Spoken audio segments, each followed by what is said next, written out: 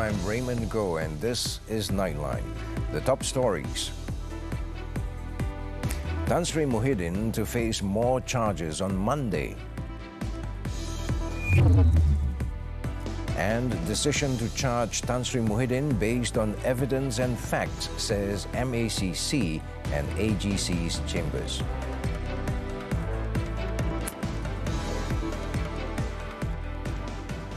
Good morning. Tan Sri Muhyiddin Yassin will again be hauled to court on Monday to face another charge in accordance with the Anti-Money Laundering, Anti-Terrorism Financing and Proceeds of Unlawful Activities Act. MACC Chief Commissioner Tan Sri Azam Baki confirmed the matter on Friday. Earlier, Bersatu Deputy President Datuk Sri Ahmad Faizal Azamu told reporters outside the Kuala Lumpur court complex that Tan Sri Muhyiddin will be charged in Shah Alam. Dan saya mendapat perkabaran juga bahawa satu lagi pertuduhan akan dibuat pada hari Isnin di Mahkamah Shah Alam. Dan kita akan sama-sama turut bersama mengiringi. Apa kita boleh atau tidak?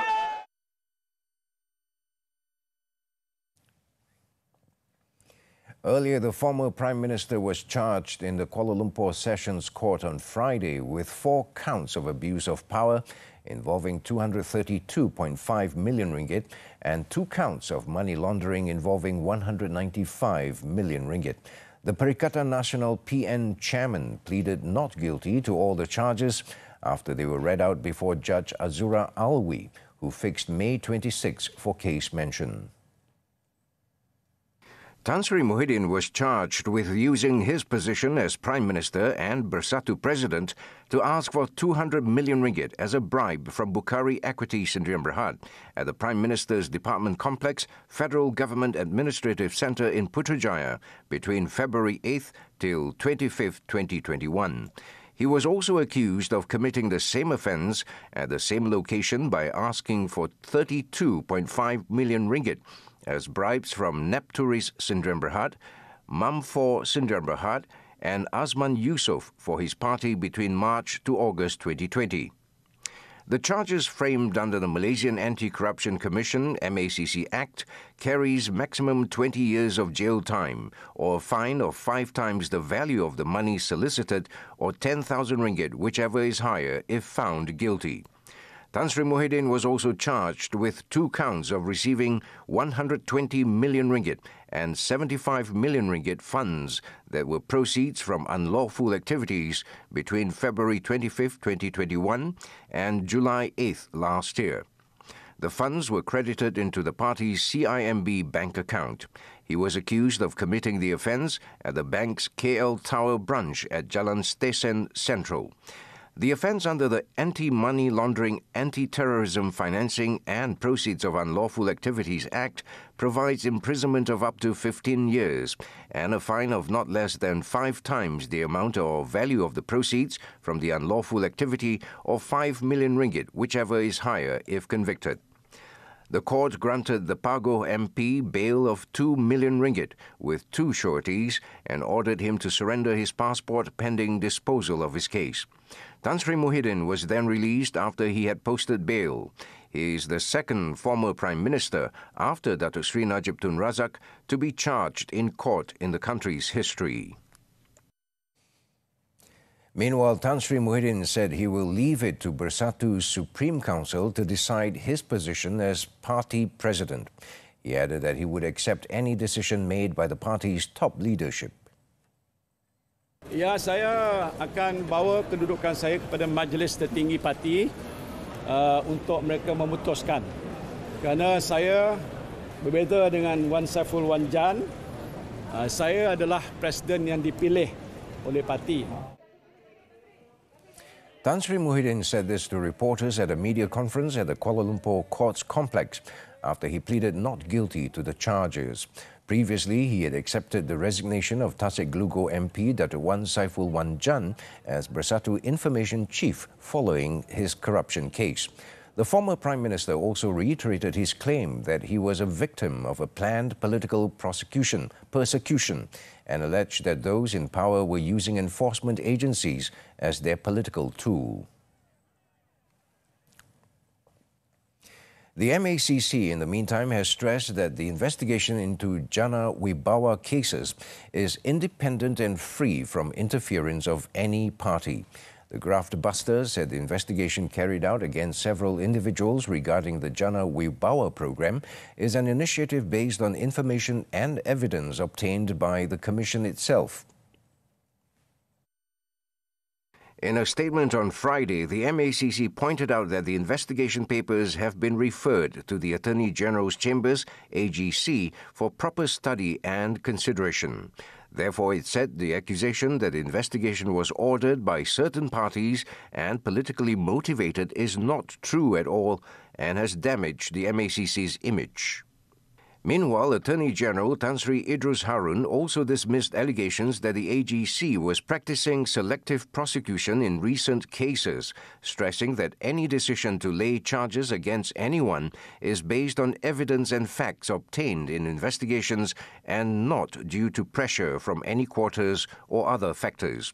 He also said decisions to prosecute were made fairly on the principle of integrity based on evidence in the investigation paper without favouring anyone. This is to ensure that victims, witnesses, the accused and members of the public can get appropriate justice in line with the scope of powers conferred on the Attorney General under Article 145(3) of the Federal Constitution. The MACC and AGC statements came in the wake of comments by Perikatan Nasional leaders condemning the criminal charges made against Bersatu leaders over the Jana Wibawa program worth billions of ringgit. Efforts to thrive in the digital age, expanding the connections between people, organizations and machinery. The digital economy, a critical component of national transformation. A new driver of development. MACC CEO Mahathir Aziz speaks to Money Matters on what's driving digitalization nationwide. This Saturday at 5 p.m. only on TV3. The Employees Provident Fund, EPF, is assessing the best method to facilitate personal loan using its members' account too as a form of collateral to apply for personal loans. It said that the initiative is only for those who are in dire financial state and require cash assistance. In a statement on Friday, the EPF also said that it will consider all relevant factors to ensure a smooth implementation. The proposal was announced by Prime Minister Datuk Sri Anwar Ibrahim during the budget debate in the Dewan Rakyat on Thursday. Further information on the implementation of this initiative will be announced at a later time. Meanwhile, Centre for Research, Advisory and Technology, CREATE Chief Executive Officer Ng Yin Sin said proper checks and balances are crucial in determining who qualifies for the facility to take up emergency loans from banks using their EPF savings as collateral. She also said that in-depth discussions between EPF, Bank Negara Malaysia and the banks are needed so that the new policy can be carefully studied before its implementation. What are the small prints that actually come along with this last resort? But most importantly, everyone must understand what comes with this facility at the end of the day. The last thing that we want is to provide financial assistance to those who are struggling financially today, but in actual fact, adding new debt burden with higher lending rates in the longer run. Some believe that consolidating debts will give those in need a breather to figure things out. But I would say that we need to be very cautious before we take on this route. Stringent and clear policies must be spelled out clearly, and everyone needs to understand what that is. It is also very important for the government to provide a clear economic plan with concrete and feasible action plan to strengthen the economy, strengthen the ringgit and enlarging the economic pie. Former Second Finance Minister Datuk Sri Johari Abdul Ghani has been appointed to lead a task force to resolve issues relating to One Malaysia Development Berhad, 1MDB. He was appointed by Prime Minister Datuk Sri Anwar Ibrahim, who agreed with Datuk Sri Johari's criticism of Malaysia's settlement deal with Goldman Sachs over the scandal. The settlement with Goldman Sachs was reached in 2020 when Tan Sri Muhyiddin Yassin was the Prime Minister. The government administration at that time had agreed with the investment bank paying only $2.5 billion in cash and guaranteeing the return of $1.4 billion in 1MDB assets seized by authorities around the world. Last month, Dato Sri Johari urged the government to launch a probe against those involved in the settlement deal, which he considered as unfair and dubious. He also questioned why the government then had settled for only $2.5 billion when Goldman Sachs had managed to raise bonds amounting to $6.5 billion in 2012 and 2013. The Titi Wangsa MP also questioned the role of the lawyers who represented 1MDB and why they had settled for less. Dato Sri Johari also had previously accused Goldman Sachs of taking advantage of inadequate negotiations by the then administration to delay the repayment of $1.4 billion to Putrajaya. He also said the criminal conviction of 2 former Goldman Sachs employees pointed conclusively to the questionable nature of the 1MDB settlement. On Friday, the federal court in New York sentenced former Goldman Sachs banker Roger Ng to 10 years in prison over his involvement in the 1MDB scandal. Malaysia needs 44,804 assistant medical officers by 2025, taking into account the country's expected population of 36 million that year. Deputy Health Minister Lukanisman Awangsaini said currently there are 23,329 assistant medical officers in the country with a ratio of 1 to 1,400 population. He also said the number of medical assistants with degree qualifications was still small, less than 10%. This shortage has caused an increase in workload, forcing the assistant medical officers to work overtime, which can indirectly affect the quality of health service delivery. Lukanisman also noted that the ministry aimed to have 75% of them with a degree by 2030. He added that several engagement sessions had been held with various public and private universities to provide degree study programs for medical assistants. A senior lecturer at the Faculty of Law, University Malaya, Dr. Farah Nini Dusuki, has been appointed as the Children's Commissioner to the Human Rights Commission of Malaysia, Suhakam, for a 3-year term effective last March 8th. Minister in the Prime Minister's Department for Legal and Institutional Reform, Dato Sri Azalina Othman Syed, said the Yang di-Pertuan Agong, Al-Sultan Abdullah Riayatuddin Al-Mustafa Billah Shah, had consented to the appointment.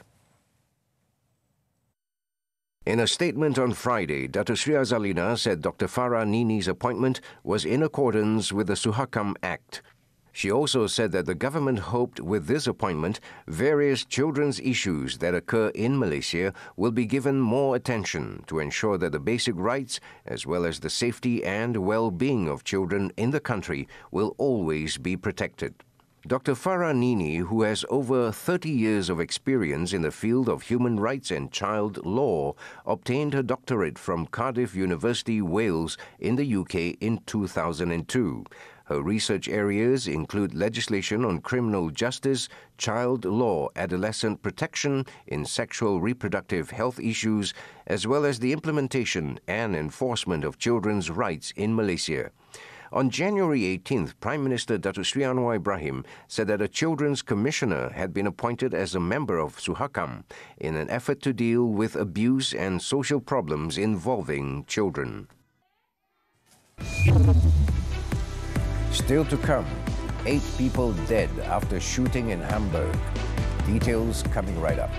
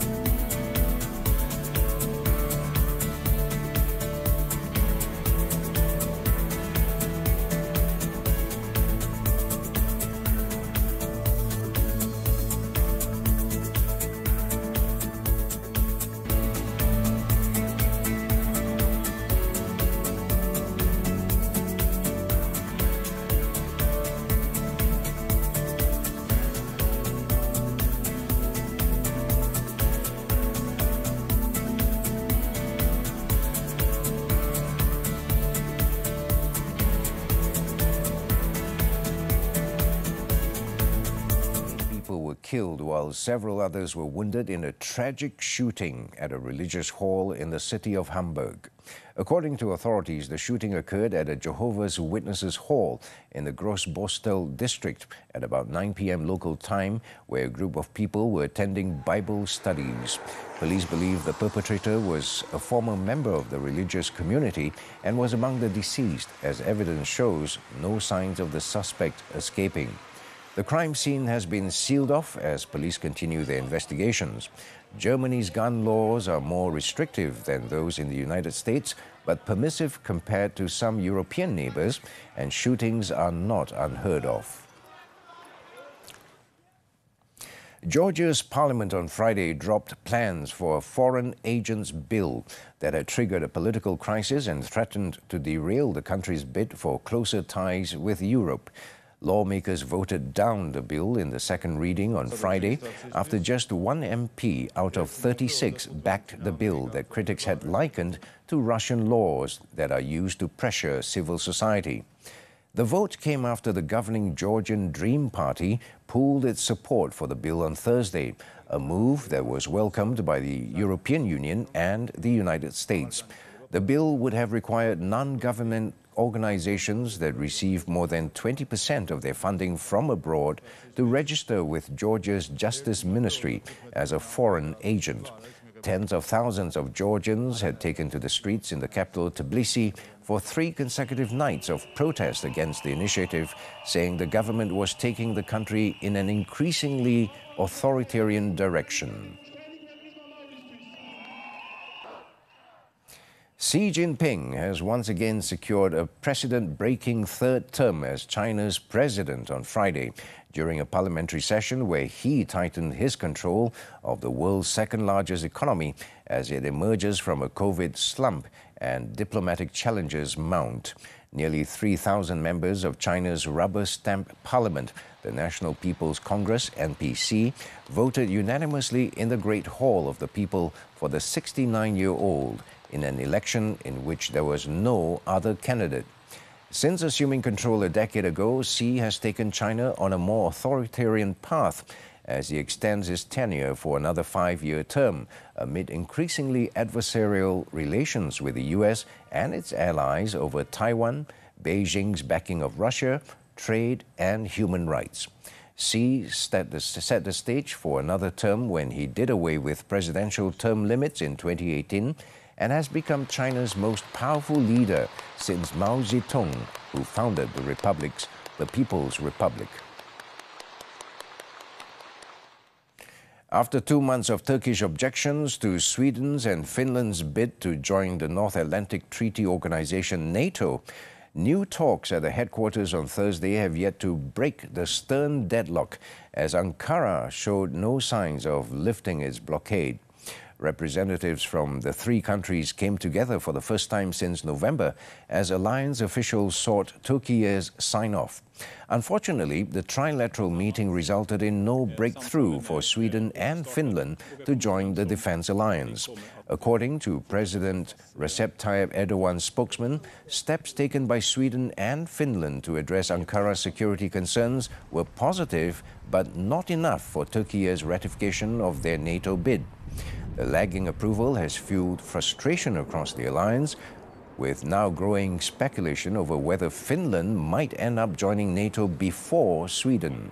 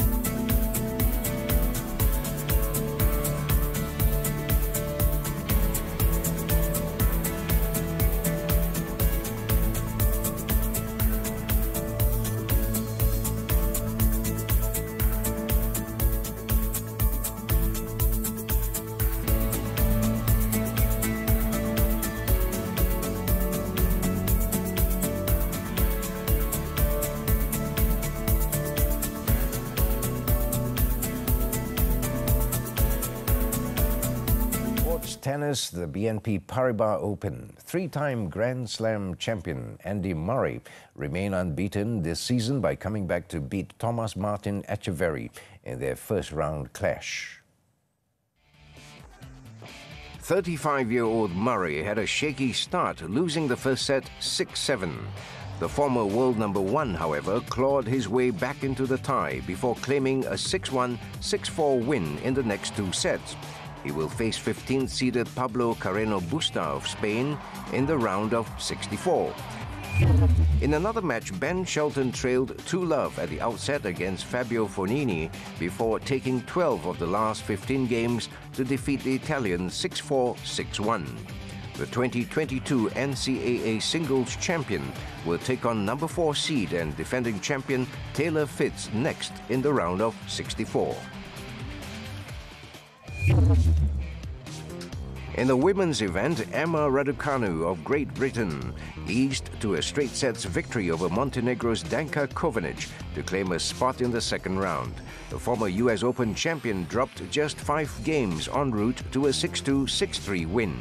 The 20-year-old will next face Poland's 20th seed Magda Linette. Also in the next round was Dalma Galfi.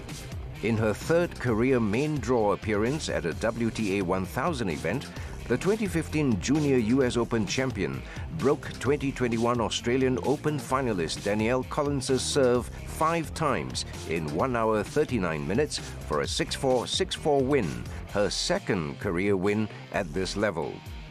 The Hungarian will be the next opponent for 5th seed Caroline Garcia of France as she looks to reach round 3 at a WTA 1000 event for the first time.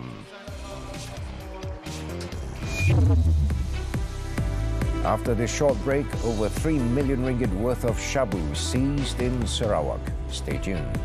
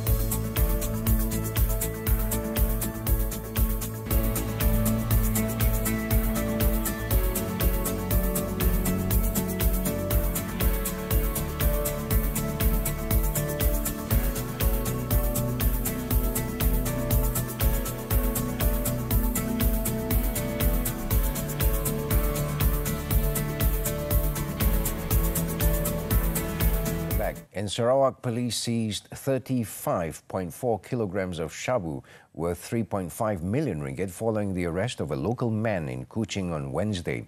State Police Commissioner Datuk Muhammad Azman Ahmad Sapri said the 37-year-old suspect was nabbed during a raid at an apartment complex in Jalan Stutong Baru. Preliminary investigations found that the suspect had been distributing drugs since the middle of 2021. It was believed that the suspects brought the drugs into Sarawak from Peninsular Malaysia using courier services. The suspect would then distribute the drugs to users around Kuching and the surrounding districts. The man, who also tested positive for ketamine, was found to possess 9 criminal records for drug-related offences. He has been remanded for a week until March 15th to facilitate investigations under the Dangerous Drugs Act. In Pulau Pinang, a former company director was charged at the Butterworth Sessions Court on Friday with 9 counts of money laundering involving 1.2 million ringgit. 41-year-old Chu Peng Hong, however, claimed trial to all the charges before Judge Noor Aini Yusof. Chu, formerly Chu Marketing Sdn Bhd director, had allegedly transferred the money believed to be proceeds from unlawful activities from the company's account to 9 different accounts.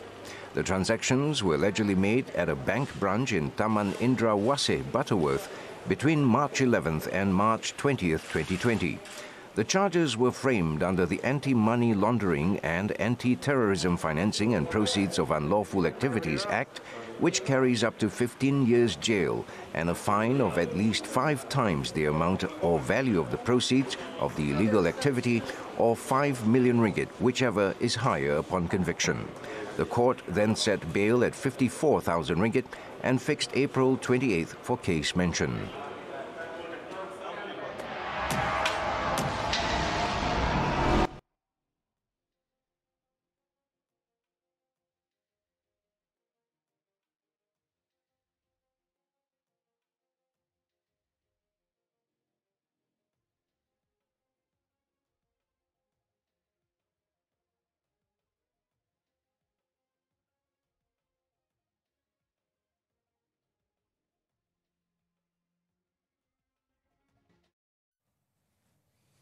This has been Nightline, and as we wrap up today, let's take a look at one of the world's largest art fairs that opened its doors this weekend in the Netherlands. The European Fine Art Fair showcases a treasure trove of the world's greatest artworks for sale.